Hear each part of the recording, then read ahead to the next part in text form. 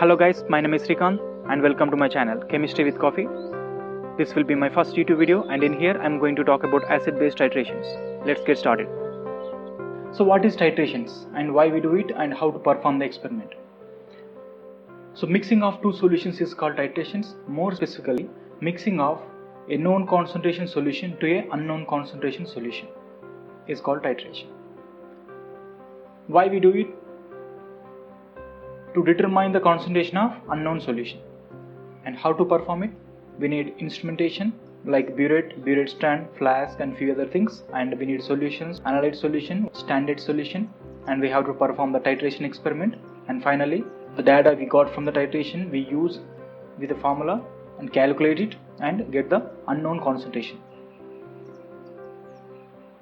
By definition, acid-base titrations are reactions where we can determine concentration of an unknown acid by titrating with a base, or unknown base by titrating with an acid.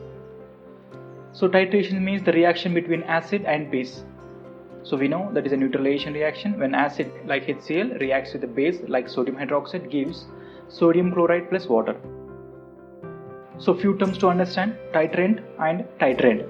So titrant means the solution present in the burette or the known concentration solution. titranT means the solution present in the Erlenmeyer flask or unknown solution. These two terms are confusing, so you can actually remember this way. titrant ends with a T, small t or capital T, so that means top solution. titrand ends with and or end. End means usually kind of bottom, that is the bottom solution. So what is an indicator? Indicator is a chemical substance which changes color when the reaction has completed or when the solution reaches equivalent point. So indicators are usually weak acids or weak bases. So in our example, we are using phenolphthalein indicator. So this indicator is colorless at acidic and neutral pH but changes to pink color when the solution converted to basic pH. So molarity formula: moles divided by volume taken in liters, and moles is equal to weight by molar mass. So these two formulas we are going to use in this experiment. So before understanding what is equivalence point and end point, let's see small analogy. Here we have 10 grass bundles and some number of sheep. Please note that one grass bundle is enough for one sheep. After giving 6 grass bundles, the sixth one is not eaten by the sheep.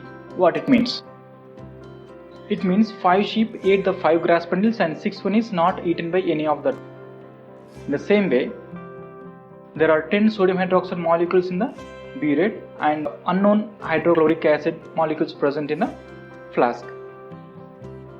After adding 6 sodium hydroxide molecules to the flask, the color changed to pink. What it means? It means after adding 1, 2, 3, 4, 5 sodium hydroxide molecules, those 5 sodium hydroxide molecules reacted with 5 HCl and the solution pH was neutral, and after adding 6 sodium hydroxide to the solution, it became basic. So we got the correct answer: 5 sheep and 5 HCl molecules. Let's see the definition. Number of molecules of base added from the burette are equal to the number of molecules of acid present in the Erlenmeyer flask below. This is called equivalence point. Means at equivalent point, number of molecules of base and number of molecules of acid are equivalent, or number of moles of acid is equal to number of moles of base. Endpoint. Endpoint means the point where the indicator changes color is called endpoint. Endpoint is usually little bit later than equivalence point. So as we discussed in the previous example, we had 10 sodium hydroxide molecules present in the burette and 5 HCl molecules present in the flask.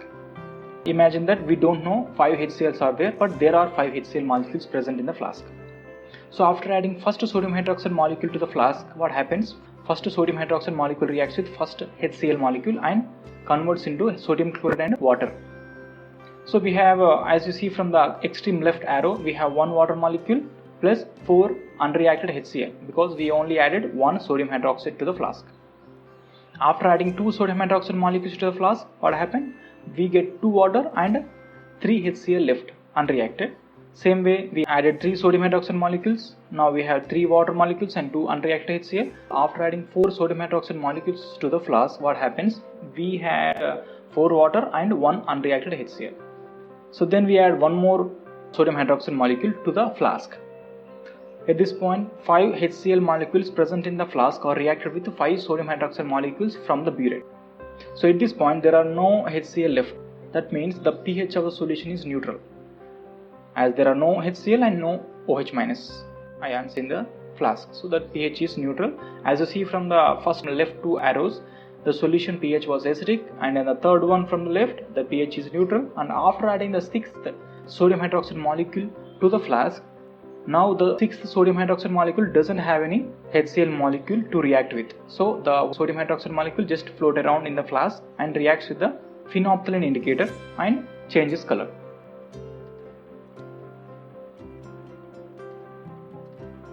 This is the table we are going to need in the experiment. On the extreme left column, we have serial number and the volume of analyte, that is the HCl taken, and the burette readings, initial and final, and the total volume of sodium hydroxide added in total.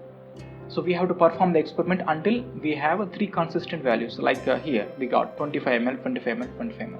And finally we calculate the concentration of analyte, that is the HCl.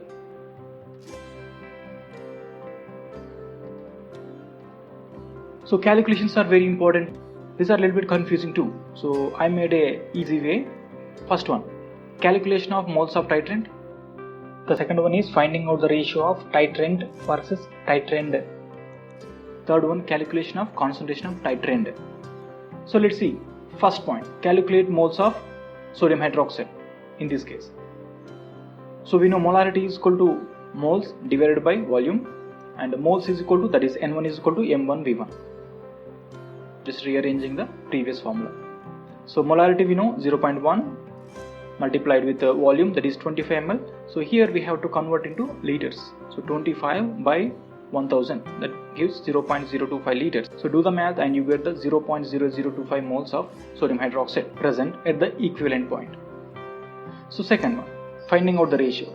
So before that, just imagine we have 20 sodium hydroxide molecules. 20 sodium hydroxide molecules gives 20 OH minus ions. 20 OH minus ions reacts with 20 HCl molecules at the equivalent point. So I am repeating one more time. We have 20 sodium hydroxide molecules. 20 sodium hydroxide molecules gives 20 OH minus ions, and 20 OH minus ions reacts with 20 H plus ions at the equivalent point. So 20 H plus ions are given by either 20 HCl molecules or 10 H2SO4 molecules. So use this technique to find out the moles. In the case of HCl and sodium hydroxide, the moles ratio is 1:1, N1 is equal to N2. So same moles of sodium hydroxide are equal to the moles of HCl, is equal to 0.0025 moles. You can continue with this value for the next step. Or in other cases, if the ratio is 2:1, that is sodium hydroxide is titrating with the H2SO4 as analyte, number of moles are 0.80 for sodium hydroxide, and the N2, the moles of sulfuric acid, will be half of that one, that will be 0.40. And going to the third step, calculate the moles of titranD. So we have the formula M2 is equal to N2 divided by V2 is equal to, we know the moles, we know the volume taken in liters, and do the math and you get the 0.25 molar concentration.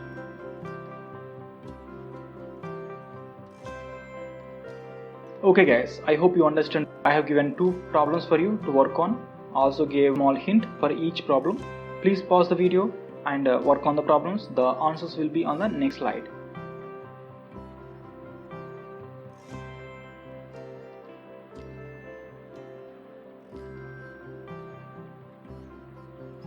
Okay guys, I hope you worked on the problems.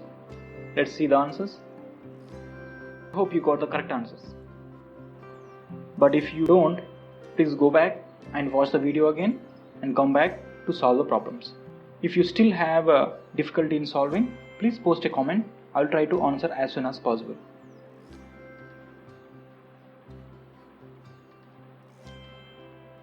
Thank you very much guys.